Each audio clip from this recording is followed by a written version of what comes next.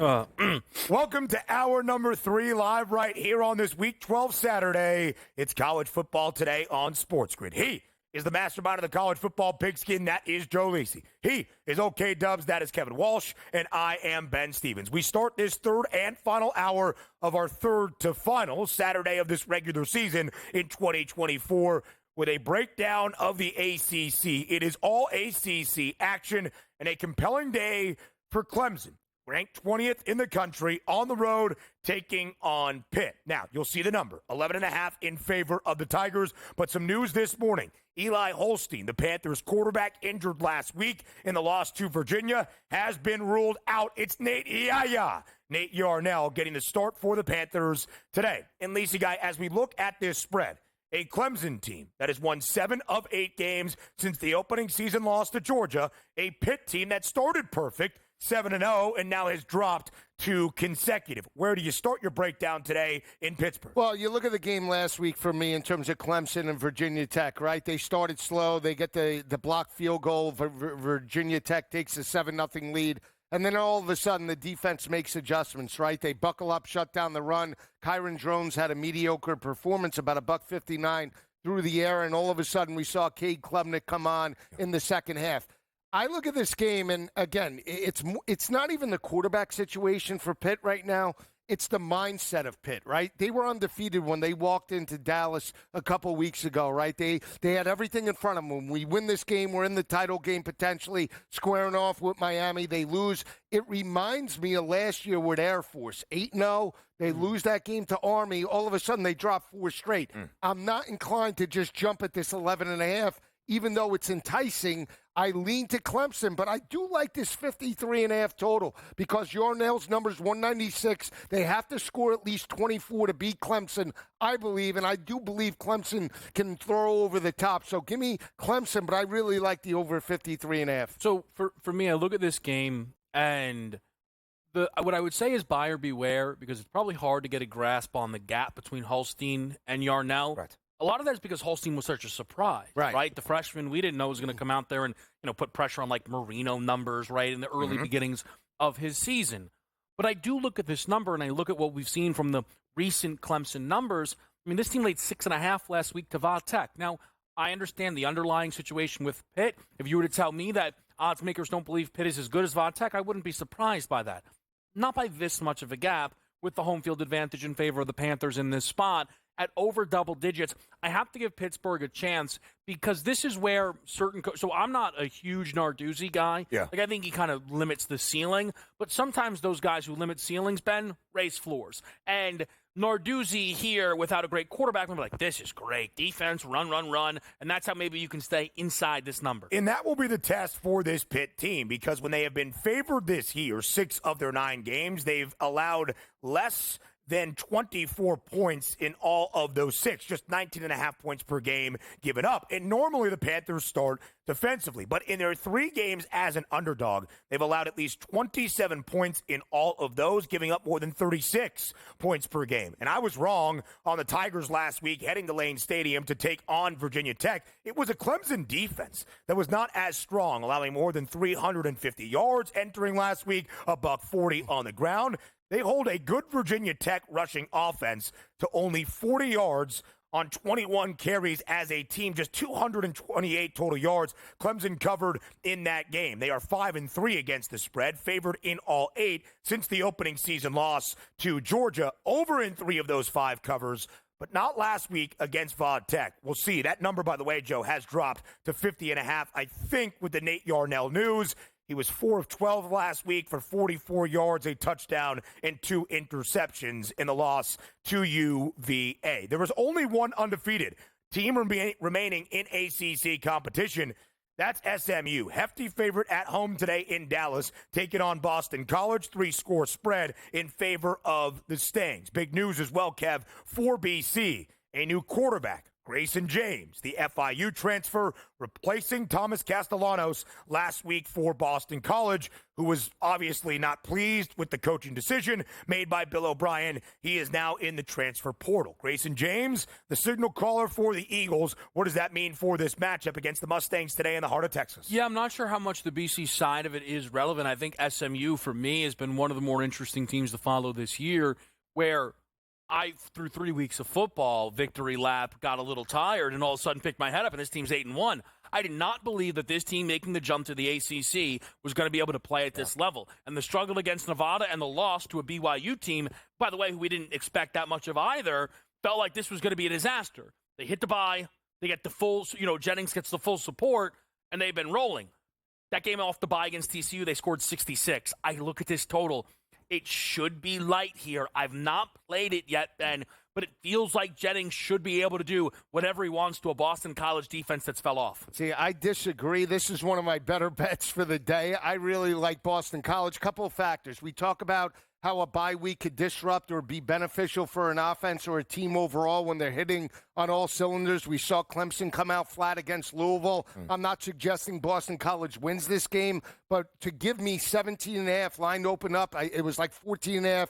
With the Castellanos news, they bet it up to 18.5. It settled in. I'll take the 17.5. The one thing I do know is on the road, you need to run the football. BC averaging $175 on the ground. I think they sustain drives. They don't have the advantage at the quarterback position, even though James has played this year.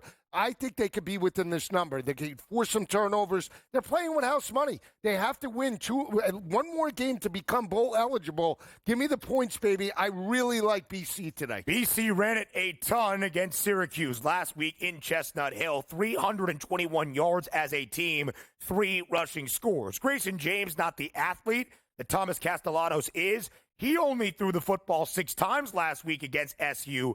BC as a team, just 13 attempts through the air. That's going to be difficult against an SMU rush defense that is top 5 in the country. Just quickly on SMU, to your point, Kev, moving from the AAC, where they won the conference crowd a season ago, to the ACC, they're 14-0, straight up. In their last 2 years of conference competition, 10-4 against the spread. A perfect 9-0 last year in the American, now 5-0 to start their tenure in the ACC. Louisville, 20.5-point road favorite today in Palo Alto, taking on Stanford. Total stands at 57.5. Joe, the Cards now 4-2 in ACC action, only 2-4 against the spread, but favored by 3 touchdowns against the Cardinal today. Cardinals versus Cardinal. How does Louisville fare out in Northern California? I think it's a win and no cover right now. I think this is going to be a tough spot. I don't know how they're going to be up for Stanford. Again, I'm not suggesting they lose this game. They are the more complete offense and defense, but they struggled early on against Boston College in that road matchup. Now you're going out west. I like Stanford to cover this line, but I think we go under the 57.5, guys. Tyler Showman, Tyler Shuck, Tyler Showman, the Showman. You know what I'm trying to say here. Yeah. Over 2.5 passing touchdowns at plus 158. One of my favorite picks on the board today. 4 straight quarterbacks with 3+ passing touchdowns against Stanford. 5 out of 6. Every FBS quarterback's thrown at least 2. And Shuck's coming off of a game, actually, first time all year, he threw for 0 touchdowns. Second time this season, he didn't have multiple passing touchdowns in a game. The last time it happened, the follow-up performance was when he tossed 4 against Miami. I think he gets it going through the air today. Throw 4, 5, or 6. I am not one to often lay hefty spreads, especially with a road team. I just don't think this Stanford team has much left in the tank. They have lost 6 straight. They have been an underdog in all 6 games. They are 0-5-1 against the spread. And here's what really pushed me over on betting Louisville on the road. Stanford has been a dog of 3 points or more 5 times this year. And they are 0-5 against the number. And they have lost all 5 games by at least 24 points. I think it's all Louisville, who covers today, limits what the Cardinal want to do, and it's a big road victory in ACC action. You mentioned the quarterback for the Cards. Yeah. That's Tyler Shuck. We'll talk a lot of quarterbacks on the other side of the break, including the marquee matchup in Athens. Will Nico Iamaleava play? Will Carson Beck limit the turnover? Next.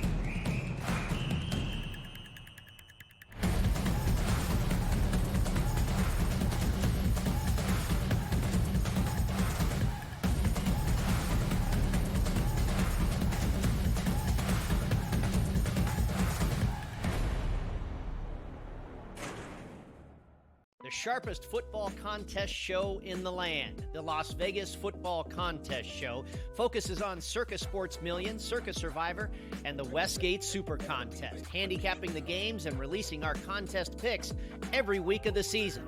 With two former Super Contest winners, Brady Cannon and James Salinas, a former NFL player, Mike Pritchard, and over $1 million in contest prize money won combined, the Las Vegas Football Contest Show will have you prepared this season like none other. We live in a society right now where everybody's a snowflake, everybody's a cupcake, and everybody thinks that nothing is fair. Everything is like, it's not fair. We should have a better chance. We need more. You know what? I'm old enough to remember when you needed to have a perfect goddamn record to win a college football championship. That's the way it was. 11-1, too bad. Sports Rage tonight, only on SportsGrid.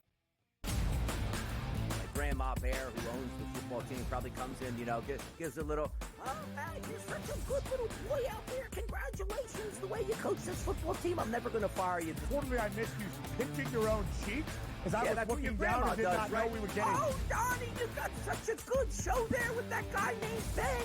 Like, that's what your grandma would do to you when you go see her on Thanksgiving or Christmas, The Early Line, only on SportsGrid. Together, both Devontae Adams and Garrett Wilson had huge nights. Aaron Rodgers loves the two big targets, and he says if this is going to happen, going to be very tough on the defense to decide who they want to go after. Adams and this kid, Wilson, I won't deny what they can do, but nobody else does jack. Pharrell Coast to Coast, only on SportsGrid.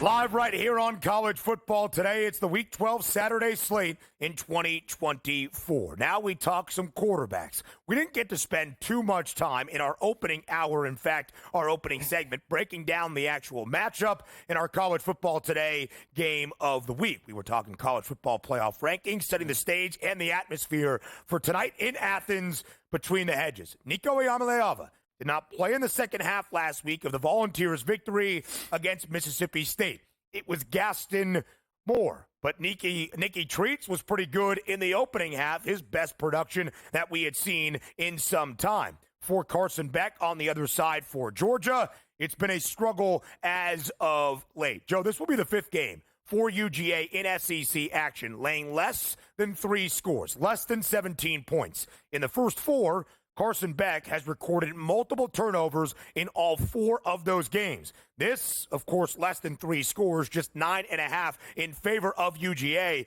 Let's start with that quarterback comparison. Which team has the edge? I still give the edge to Carson Beck because, again, he's played in bigger games up until this point. Hasn't performed well, like I mentioned, over the last 4 weeks. But if you're expecting a bounce-back spot, I would suggest that playing at home in this type of situation, he breaks out. Again, he's got to get through that 263.5 for Georgia, in my opinion, to cover the number and to really press tempo. That is the way Georgia's going to win this, right? Press tempo, force the game onto Nico, force them to get them out of the game plan of running the football, which we know Tennessee wants to do.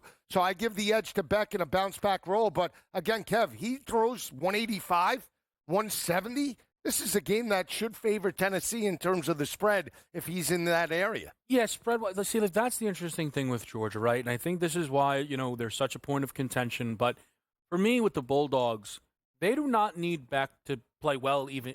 Again, like if it's Gaston Moore, don't be surprised if they win this game by 30. Do not be surprised if they destroy Tennessee in this game. I don't think it would shock us either, right? No, I don't. Right. What I'm interested in is, can Beck find his level at any point? Mm-hmm. One of the reasons that I last week thought that they would roll Ole Miss is I expected Beck to bounce back.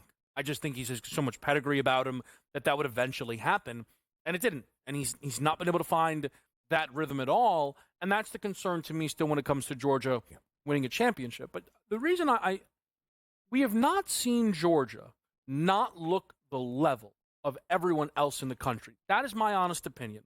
I look at their resume. I look at their win against Texas. I look at their win against Clemson. And I compare that to Ohio State, who had a narrow loss at Oregon, a great win at Penn State, all things considered. And I go, yeah, those are comparable teams. If they played on a neutral field, the game would be under a field goal either direction. But I think we are now discussing Georgia as if they would be a touchdown dog in that game, and they just flatly would not be. Absolutely so. And again, when you look at Georgia in comparison, based on power rating and what that spread would be, UGA is still a pretty solid price to win a national championship with what they can be. But Carson Beck has to be so much better. The offense as a whole has to be so much better. Because for me, entering this matchup, Tennessee is the elite defense, although the Dogs have improved on that side of the football. But in 7 SEC games so far this year for UGA, 10 touchdowns to 12 interceptions for Carson Beck. And, Kev, this is a team in their final SEC game of the year today against the Volunteers. Yeah, again, for Georgia, there's a long line. You have to forgive me, but I wanted to make sure I asked this question, especially with you who does the rankings on our show here. How would you handle today if Tennessee goes out there with Gaston Moore? Destroyed. Lose by 17 or so. Yeah. How do you handle ranking the Vols with a backup quarterback in Athens? I think you would look at Tennessee in a similar way based on odds expectation. 2-4 against the spread this year in SEC action. If they were to get rolled today against a Georgia team, even with a backup, because they will rely on that defense or Dylan Sampson on the ground, even if Nico is going to play, and he is. He has cleared concussion protocol, and you saw the props listed. Tennessee needs to stay in this game through its ground attack and its defense to limit a Georgia offense that has struggled. We've talked about it in a couple of spots. I know Nico Iamaleava has all of the pedigree, and he is so much better than Gaston Moore, who was just 5 of 8 last week for 35 yards, did lead a couple of scoring drives, but he hasn't been sensational this year, and the Volunteers' offense has not been great in SEC play. To me, this is a ground game for Tennessee and the defense winning the day, so thus, if the Volunteers get rolled, I think it's a big blemish on their resume in spots where they need to step up. Of course, let's get to prime time in Provo. A great quarterback matchup. Jake Retzloff, the quarterback for BYU. He has looked pretty solid and consistent. Does not turn the football over in games where they need him to, but that number of 234.5 is a number he has been under in all 7 games this year against power conference competition. Lisa, you mentioned this earlier. Jalen Daniels in Kansas in large part. Playing in these last 3 games where they have covered in all 3, they have won 2 of the 3, like the KU team we expected to see last year and all season. How do you compare these 2 quarterbacks tonight? It's got to be Jalen Daniels, 194.5, not just in terms of the passing attack, but his rushing yards, 35.5 as well. When Jalen Daniels is breaking contained, much like Jalen Milroe, he is the X factor, and defenses really have tough problems containing him. So, again, it's like the bell or the light just went off for the KU offense over the past couple of weeks. Like, oh, now we know we have offensive line continuity. He feels more confident in the scheme. And, again, the only way that you could beat BYU in Provo, in my opinion, is if you try to put up a 30 spot. That really is the way. They're not going to out-physical the Cougars. They play low scoring, but BYU's built to play high scoring as well. Got to be Jalen Daniels over the 194.5. Well, look at it, Joe, right? He's threw 8 interceptions in the first 5 games. Yep. 1 so far then in the last 4. Exactly. And how about the rushing attack? First 6 games, he only had 1 game over 40 rushing yards, 3 consecutive of at least 58 on the ground. Daniels has been the shift here for this Kansas team that has them playing much better football. He scored in 4 straight as well. He was my anytime touchdown pick earlier in the day. Kev, a couple of Heisman hopefuls, or at least big promise for both of these programs. Dylan Gabriel, 3rd best price to win a Heisman Trophy. Shedeur Sanders in Colorado facing off against Utah. Some lofty numbers today. Any that catch your eye? I'm just curious to see with Shedeur, who did not play actually last year against Utah, how he handles a Kyle Whittingham defense. Going to be a really tough test. Yeah, for me, it's got to be Shedeur. Again, I'd like Shedeur to break out today. We'll see. That's got to be the matchup over Utah. Utah, a great secondary. Dylan Gabriel, only 1 game with more than 300 passing yards this season. More on college football today next.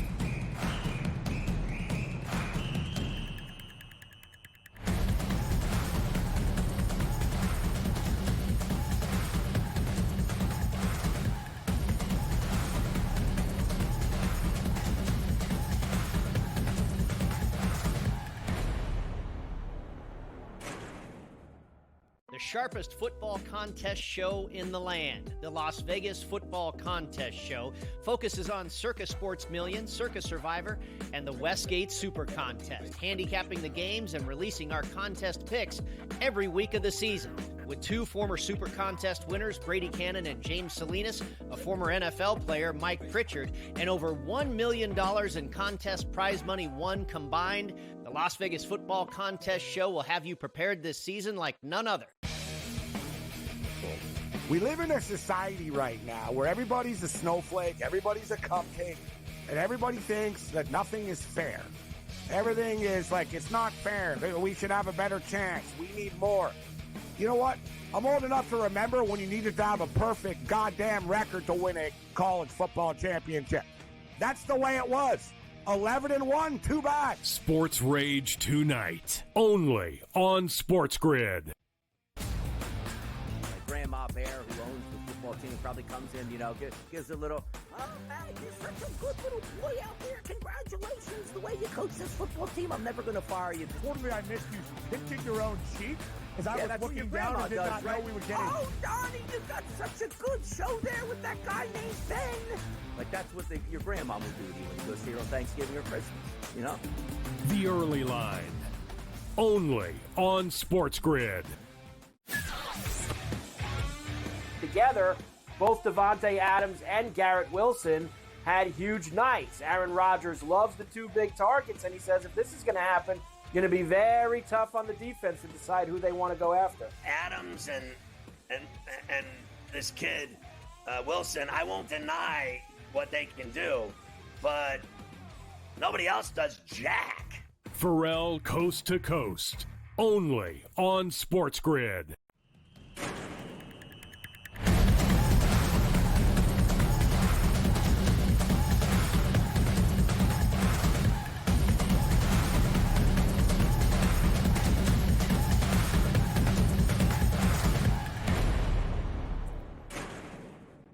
A really good game tonight in Northern California that will have an impact on the race for the Mountain West Conference Championship. Boise State ranked 13th in the country, more than a 2-touchdown favorite on the road today in San Jose, taking on the Spartans. You see that number? It is now up to 14.5.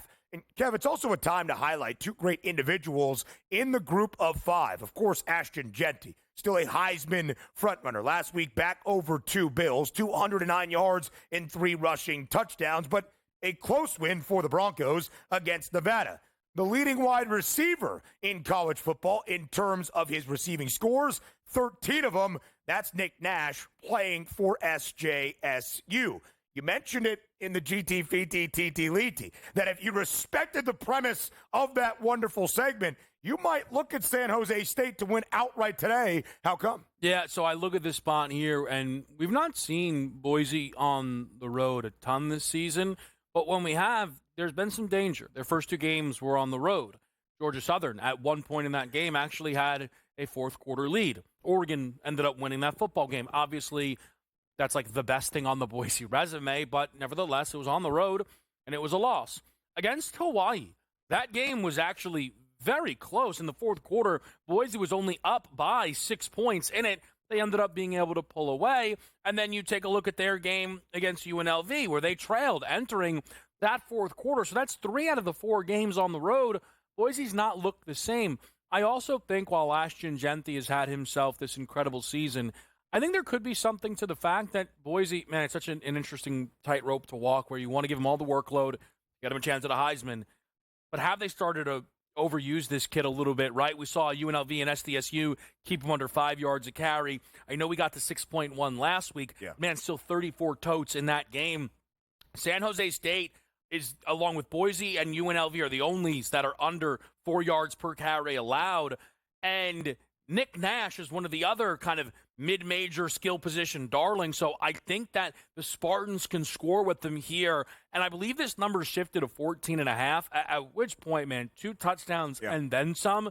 San Jose State's probably going to be my best bet. I'll likely be getting involved again on that spread. Now it's at 14 and a hook. I agree. I like the number in terms of 2 touchdowns, especially San Jose State's a tricky place to play. It's almost like I say it's like a high school field. All the fans are right over you. I will say a couple of standouts. It's not just Nick Nash. Justin Lockhart broke out with 5 receptions, over 100 yards. Floyd Chalk. Baby, how about that? No chalk here. We're taking the dog. So I like San Jose State. I will say to Genti's point, they gave up 182 rushing yards 182 yards on the ground when they beat Oregon State. That's got to be the recipe. Yeah. He might eat today. But can we get through the 61.5 is the question. I think we can. 5 games for the Spartans as an underdog, under in 4 of 5. The Broncos only played overs to start the year, 5 consecutive to begin this season, now under in 3 of the last 4. But Boise State not great defending the pass. San Jose State and Nick Nash, the wideout, 5th best passing offense in the country. You mentioned some of the numbers for SJSU in terms of defending the run in yards per pop, still allowing more than 150 on the ground. Kansas State, a compelling team. They rank 16th in the college football playoff ranking, but already multiple Big 12 losses. They're 7-2.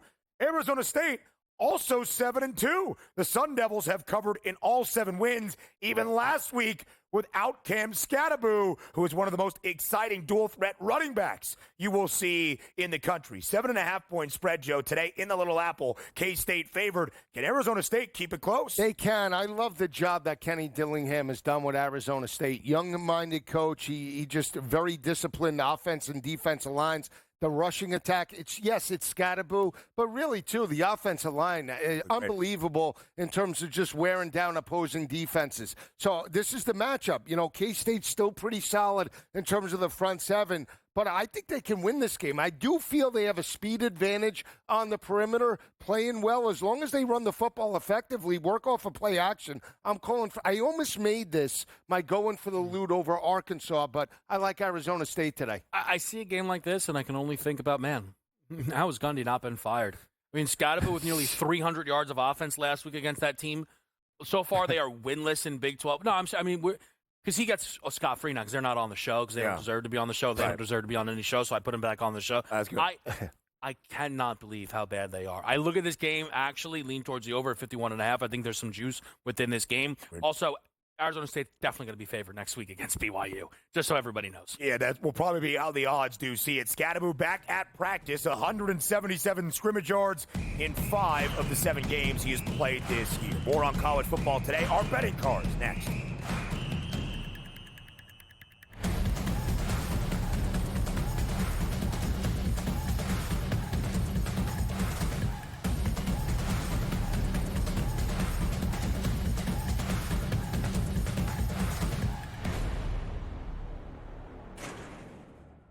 The sharpest football contest show in the land, the Las Vegas Football Contest Show, focuses on Circus Sports Million, Circus Survivor, and the Westgate Super Contest, handicapping the games and releasing our contest picks every week of the season.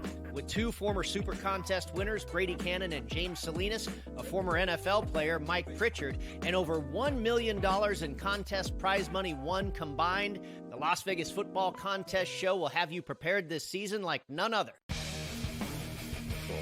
We live in a society right now where everybody's a snowflake, everybody's a cupcake, and everybody thinks that nothing is fair.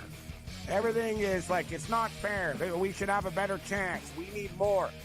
You know what? I'm old enough to remember when you needed to have a perfect goddamn record to win a college football championship. That's the way it was.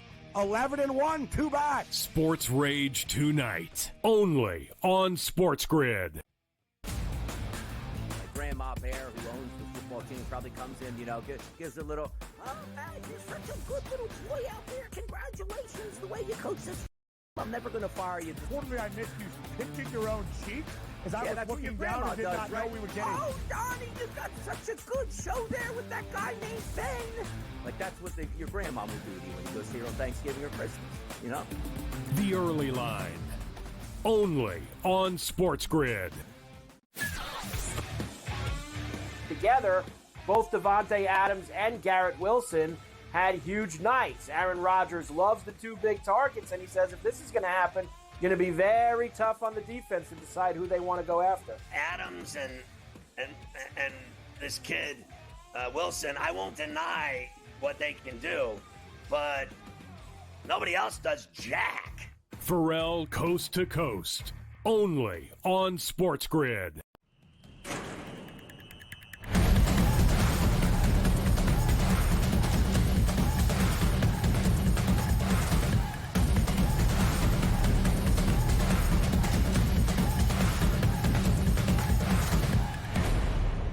Live right here on College Football Today. It's the third and final Saturday of this college football regular season, and now it is time for our betting cards. The biggest of the games around this Week 12 Saturday, including our CFT game of the week, our picks and best bets for Georgia and Tennessee a little bit later on to end out the show. Now it's the rest of the best bets elsewhere around the country and in our betting cards. Mastermind, the stage is yours. How you seeing this Week 12 Saturday? Well, we just talked about Arizona State. I like Arizona State plus the 7.5. I actually think they could be live in terms of the money line today. I think they could pull it out, the outright victory on the road. I think they're more physical with Scadaboo and Sam Levitt in that lineup, a much better team. So give me Arizona State plus the points. I like Boston College, potentially my best bet on the whole docket. I think Boston College comes to play today. The fact that they're fighting for bowl contention, backup quarterback, I think they can run the football. And again, the bye week could potentially hurt SMU. It's an early kick at 3:30 as opposed to night. Let's see how this plays out. Give me the Eagles to potentially be within the 17.5. LSU, I really like the over, but I'd be shocked, to Kevin's point, if they don't come out angry. They have the much better, more consistent offense. Nussmeier needs to step up. Caden Durham and that rushing attack, 56.5, need to take over. And I expect a much better effort out of that defense, no matter who plays quarterback. Lagway, the backup, Warren, I don't care. LSU needs to step up. I'm going to lay the 3.5. And then this one's a little tricky. Illinois at home, 6-3 overall. Michigan State line open up, 2.5, got up to 3.5, back down to 2.5. Jonathan Smith, Nate Carter, that rushing attack, I think on the road can keep it close and potentially strike the upset. I like Michigan State plus the points today. Play good defense as well, fighting for their lives. Give me Michigan State outright. So let me start there because I completely agree, Joe. I bet it earlier this week when the Spartans were a 3.5-point road underdog in Champaign. You might be thinking Illinois is only laying less than a field goal, and you both are backing the Spartans maybe to get an outright win? I think so. I think when you look at K'Ron Lynch-Adams, you look at Nate Carter, and a more efficient Aiden Childs who needs to take care of the football, Michigan State ripe for the upset today against the Illini, who have come back down to earth after a successful start to this season. Michigan State, an underdog in every single game, all 7. They have played against power conference competition, 3-3-1 ATS, but did have a lead early against Indiana before getting blown out in East Lansing. They've had a bye to reset. They have played pretty well as of late. I trust Michigan State today as that trendy underdog pick. Another Big Ten dog in a weekend where some Big Ten dogs could be barking.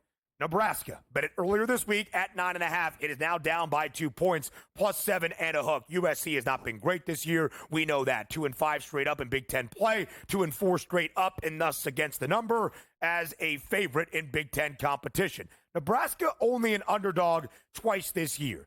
1-1 against the spread. 7 times last year in the debut year for Matt Rule.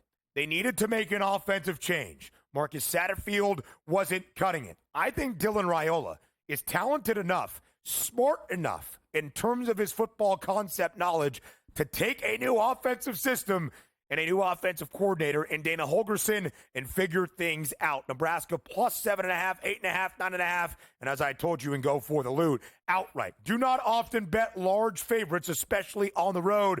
Give me Louisville today, laying 20.5 in Palo Alto. Stanford, an underdog of 3 points or more, 5 times this year. 0-5 against the spread, losing each and every one of those games by at least 24 points. Kev, you're going to talk about Tyler Shuck in just a moment. I think the Louisville offense has a big day, and when they have covered in ACC play, game stays under. I don't expect Stanford to do much offensively. Kansas, BYU, over tonight in Provo. I think Kansas's offense has figured things out with Jalen Daniels, And a BYU team that does not allow a lot of points, but does give up a lot of yardage. One of 5 teams in the country allowing more than 320 yards per game, that is limiting opponents to less than 20 points per game. A little bit of bend, but do not break. Kansas, one of the most efficient red zone and third down offenses in all of the country. They'll stay on the field. They'll keep the sticks moving. They will find some points. And BYU has also gone over in 5 consecutive games, over 56.5 tonight in Provo. Man, a lot of good stuff there. I got to just throw this out there. Yeah. Is Illinois the worst team to be ranked that deep into a season? Because, man, you look at that number, you look at what their numbers have been. Like, not even the harp on Penn State. Like, that's the Penn State win. Like, this Illinois team that is barely a favorite at home against the Michigan State team who we've seen not been able to hang at the top end of that conference. It's one of those things that stands out. Let's run through it here, shall we? I'm taking a chance on Texas, Arkansas, under 57.5. This is a field goal up from the Razorbacks 2 weeks ago. Played Ole Miss. Gave up 60. Allowed maybe the single best SEC quarterback performance in the history of the conference. No one had thrown for that many yards and that many touchdowns in the SEC other than Drew Lock. Nobody had done it actually against an SEC defense in the SEC. Quinn Ewers coming over one of the best games of his career. Yeah. I know, right? This is my case for the under. I'm trying to sell high on a number here for a noon kick where the Razorbacks off a bye have to step up. We just talked about the San Jose State Spartans covering against Boise State. I think they give this team a scare.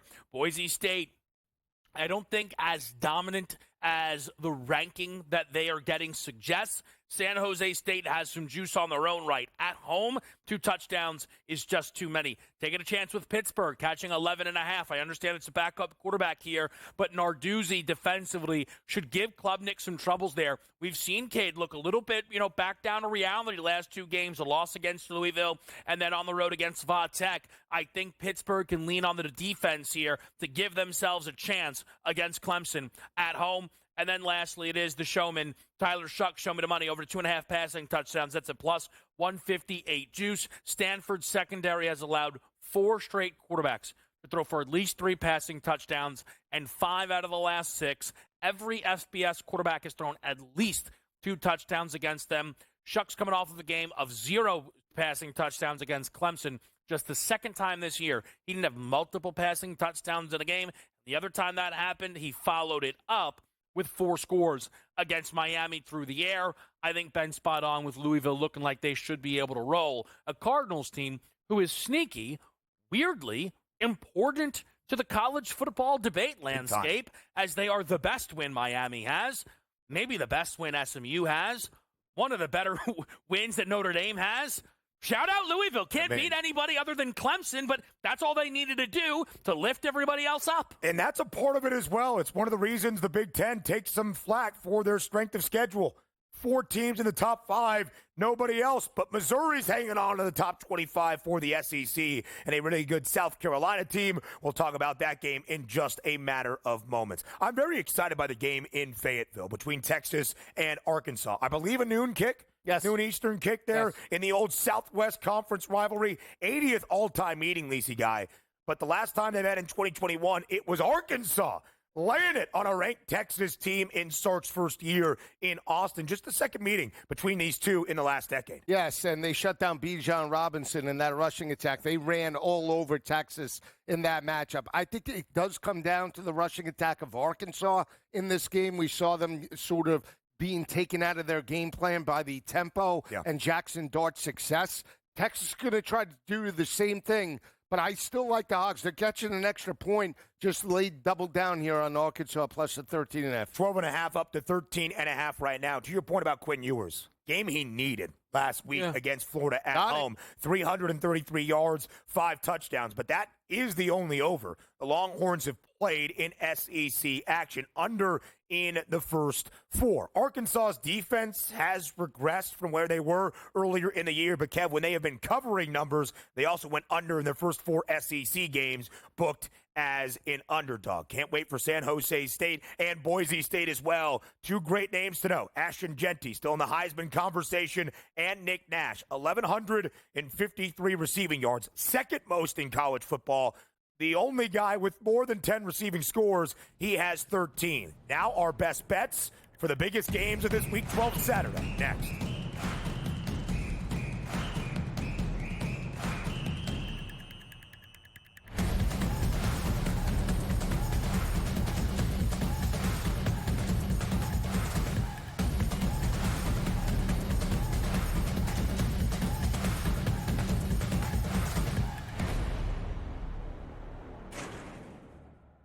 sharpest football contest show in the land. The Las Vegas Football Contest Show focuses on Circus Sports Million, Circus Survivor, and the Westgate Super Contest, handicapping the games and releasing our contest picks every week of the season. With two former Super Contest winners, Brady Cannon and James Salinas, a former NFL player, Mike Pritchard, and over $1 million in contest prize money won combined, the Las Vegas Football Contest Show will have you prepared this season like none other. We live in a society right now where everybody's a snowflake, everybody's a cupcake, and everybody thinks that nothing is fair. Everything is like, it's not fair. We should have a better chance. We need more. You know what? I'm old enough to remember when you needed to have a perfect goddamn record to win a college football championship. That's the way it was. 11-1, too bad. Sports Rage tonight, only on SportsGrid. Grandma Bear, who owns the football team, probably comes in, gives a little, oh, man, you're such a good little boy out there. Congratulations, the way you coach this football team. I'm never going to fire you. Totally, I missed you pinching your own cheek as I was looking down and did not know we were getting. Oh, Donnie, you got such a good show there with that guy named Ben. Like, that's what your grandma will do to you when you go see her on Thanksgiving or Christmas, The Early Line, only on SportsGrid. Together, both Davante Adams and Garrett Wilson had huge nights. Aaron Rodgers loves the two big targets, and he says if this is going to happen, going to be very tough on the defense to decide who they want to go after. Adams and this kid Wilson, I won't deny what they can do, but nobody else does jack. Pharrell Coast to Coast, only on SportsGrid.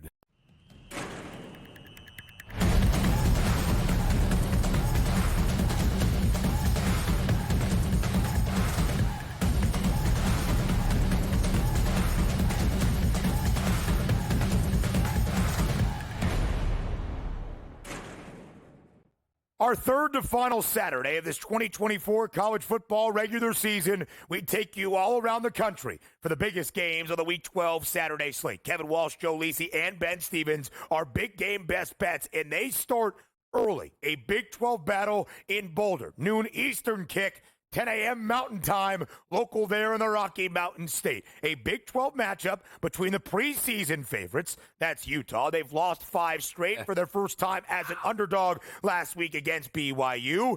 In the current Big 12 championship favorites, that's Colorado at plus 135, represented in this spread.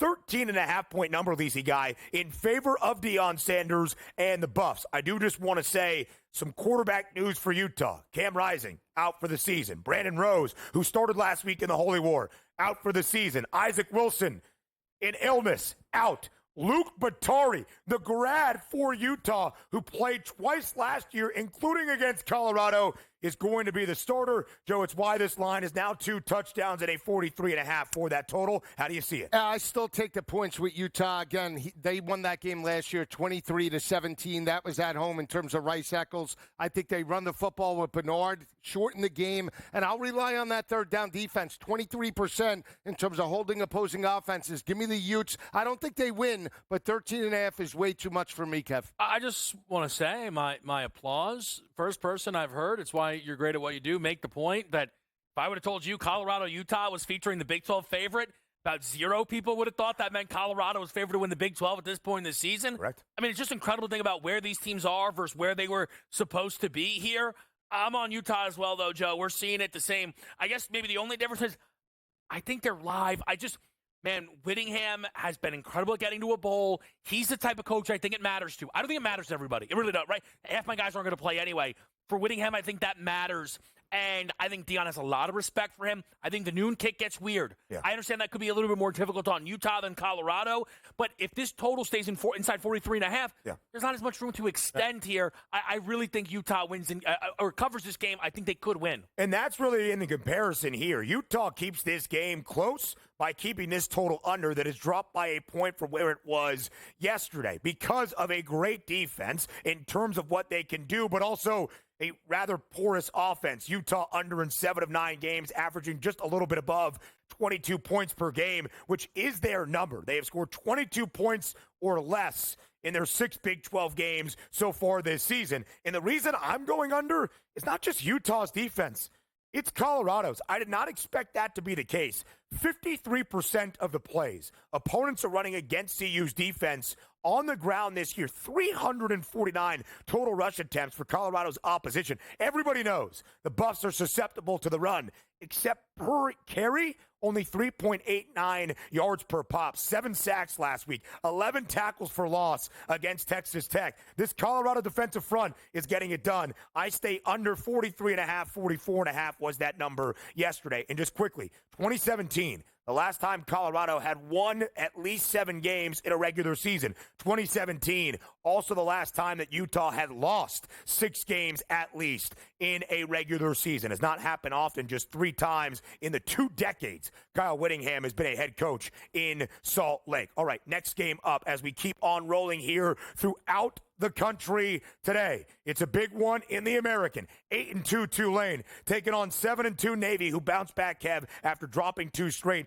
beating South Florida last week. But Tulane, not just 8-2 straight up, 8-2 against the spread. A little bit more than a touchdown in some spots. How do you break down the match? Well, and you see it here. I think this is the importance of the number, right? I know earlier in the week, there were 6.5s out there, which is really key. And this is the type of game, the type of opponents where this lands 7. I don't know how many people would be too surprised by that. I do think it's too many points here being laid by Tulane against the Navy team who, again, for, just a week ago, we're like, ooh, are there inside 2 touchdowns against Notre Dame? I mean, Notre Dame is a touchdown better than Tulane. Let's be realistic here. Irish team of the day all of a sudden here. I think Blake Horvath, full props, expected to go here at noon, can do enough to keep Navy inside this number all game long. Yeah, I disagree. I like Tulane. I just think their physicality on the offensive defensive lines is where they have the advantage. Yeah. Certainly not like Notre Dame. But again, they're averaging 5.1 yards per carry. We talk about back-to-back games, 217 on the ground 2 weeks ago against Temple. Last week it was 329. Yeah. That, to me, travels well, and they stepped up. Even though they didn't win those games, like against K-State, they had them on the ropes. I think they're battle-tested. I think they get it done today, laying the 7.5 in Indianapolis. Completely agree. I bet it at 6.5 earlier this week. I'm fine with that number at 7. 7.5 is where it gets compelling, especially against the Service Academy that is going to grind out a game. But Tulane might be the better rushing offense, which is crazy to say. Mekhi Hughes has been great. Tulane, one of 10 teams around the country, averaging more than 225 rushing yards. And where Tulane has the advantage is up front on the defensive side of the football. Second best rushing defense in the American, allowing just 115 yards per game. The Green Wave enters this third to final Saturday of the regular season as a slight minus money favorite to win the American. There's only 2 ranked versus ranked matchups on this Week 12 Saturday. We'll go to our second one with the biggest on the other side of the break. That game in Athens, this game in Columbia between the 2 teams that hail from Columbia. 13.5-point spread, Joe, in favor of South Carolina, now ranked 21st in the country. They've won 3 straight. They've covered in 4 in a row, but it's a rather large spread. How do you break it down? Yeah, we talk about how teams are rounding into form at the end of the regular season. I believe South Carolina is that team. 3 straight wins by an average margin of victory of 23.5 points per game. They're running the football. That matters. And that defense, I think, shuts down Brady Cook or Drew Pine, no matter who starts today. Yeah, I think this is one of those things where Alabama against the Drew Pine, or what was supposed to be the Drew Pine-led team, was playing around 16.5. Bama, South Carolina, I don't think is a 3-point number there. I could only look towards Missouri with you guys. You guys know how I like to get in. The fact that it could be Brady Cook, what that does is, again, it's not about Missouri winning outright, but now the back door's open all game long, potentially here, when you're getting this many points. And I'm going to go over 41.5. One of the reasons why South Carolina's defense, very, very good. Missouri's defense as an underdog, allowing 23 points in all 3 games as a dog. They have not been great against power conference competition. Expect a big day from Lenora Sellers and Rocket Sanders. Over 41 and a hook. We'll head to Athens and the number 1 team in the nation next.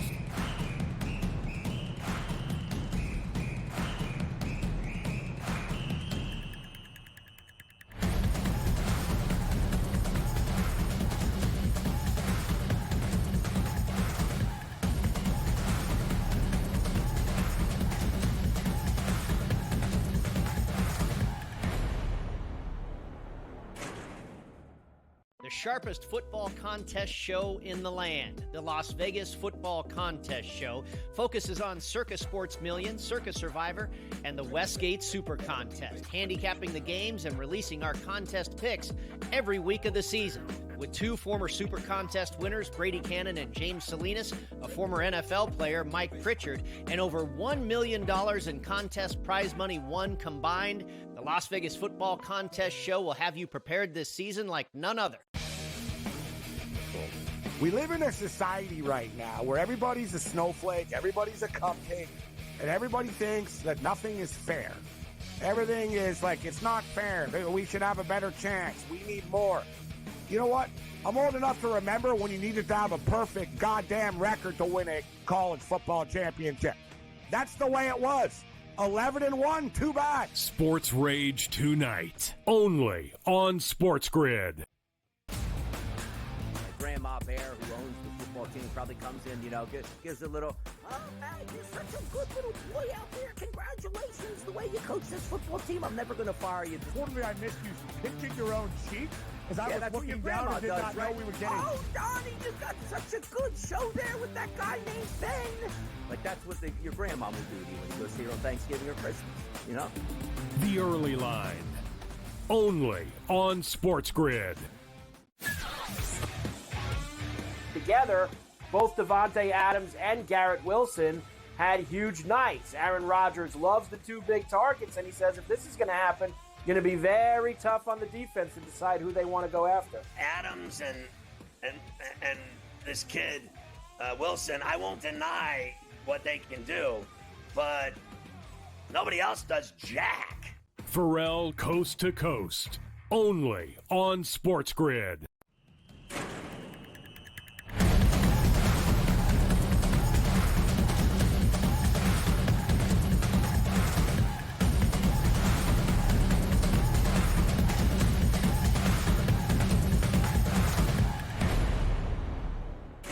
Week 12 in prime time, live right here on this Saturday on College Football Today. Games kick in just about 5 minutes, so get in those bets as we go to what will happen under the lights tonight. We start with the number one team in the country making the trip to one of the great atmospheres in college football, Camp Randall Stadium in Madison, Wisconsin. Oregon, nearly a 2-touchdown favorite on the road against the Badgers. You see it here, 13.5, but earlier this week, Joe, this number was above 2 touchdowns at 14 and a hook. You believe the Badgers keep this game within the margin. How does Wisconsin get it done? Yeah, secondary, giving up only 156 passing yards per game, 55% or 58% in terms of completion percentage. They force turnovers and run the football. Keep the football out of Braden Locke's hands until the fourth quarter. Get it within 2 scores. This is their Super Bowl. Fighting for bowl contention. Coming out of a bye week, I think they have a shot to keep it close. One of my better bets tonight. If I lose, I get smashed. Yeah,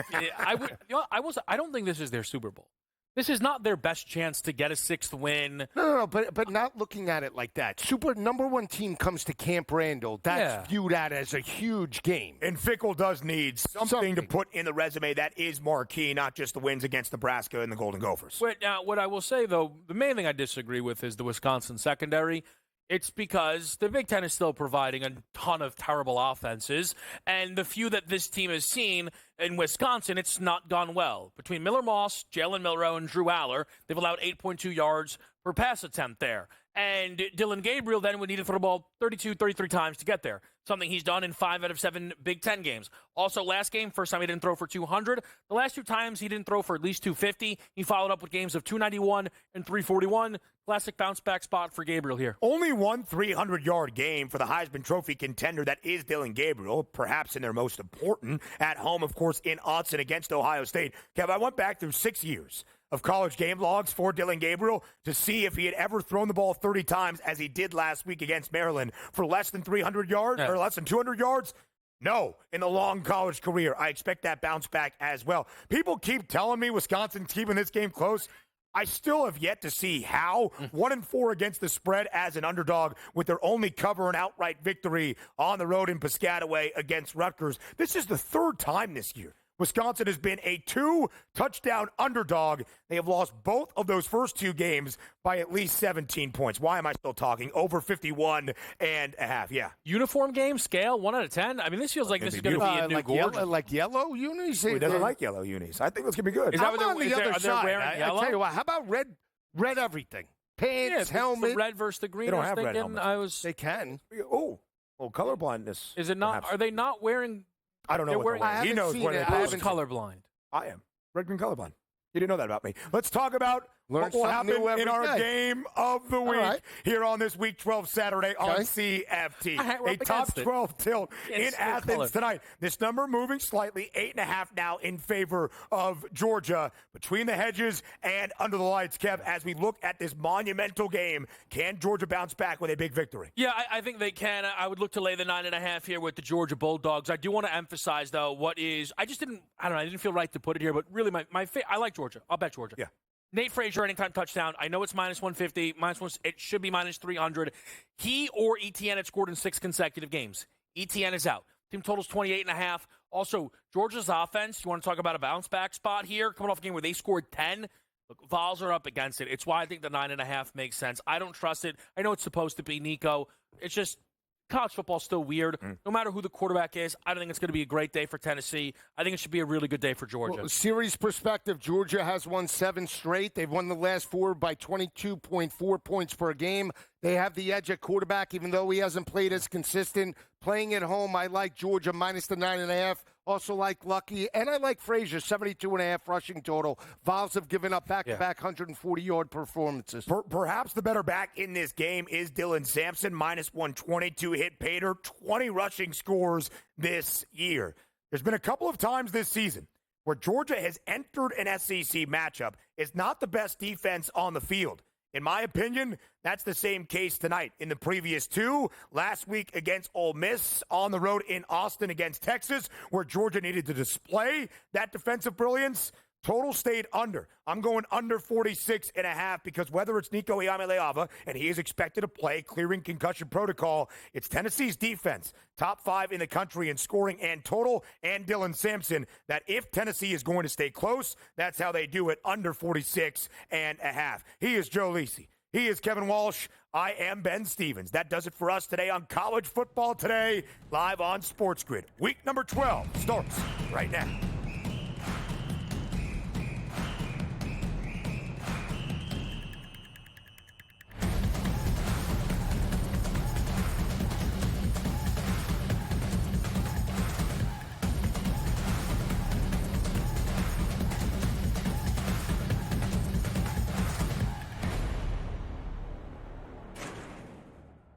To a sporting event, the atmosphere before a game, I think Game Time Decisions has that same exact atmosphere. This is our arena. This is what we do. There is going to be an energy to Game Time Decisions that you will feel night in and night out. The excitement you get when you lock your bets in, when you're figuring out what you want to do, we can zone in on the biggest games each night. I want this to be the place that people come to before the games start so they feel as ready as possible to lock in their cards. We are going to hit every single one of those markets that you need to know about. We're going to go through every single thing, and I've got a great team behind me that's going to help me get the job done. There is not going to be a better place, I promise you, than Game Time Decisions to get that new information, react to it, and be able to then bet accordingly. We will have everything at our disposal, and we will use that to our advantage. I'm Kevin Walsh. Tune into Game Time Decisions from 6 to 8 p.m. Eastern on SportsGrid. It's a new era in CFB to start off this year, put on full display. My take on this game is simple. I know some people will be upset about it. Good riddance to the Pac-12. Can you do it in terms of the week to week to week? I don't see a pathway for this team to miss the college football playoffs. We want to make sure you have those best bets in the entirety of our betting cards. That was again! But he had that program was only good again! Only on SportsGrid. The sharpest football contest show in the land, the Las Vegas Football Contest Show, focuses on Circus Sports Million, Circus Survivor, and the Westgate Super Contest, handicapping the games and releasing our contest picks every week of the season. With 2 former Super Contest winners, Brady Cannon and James Salinas, a former NFL player, Mike Pritchard, and over $1 million in contest prize money won combined, the Las Vegas Football Contest Show will have you prepared this season.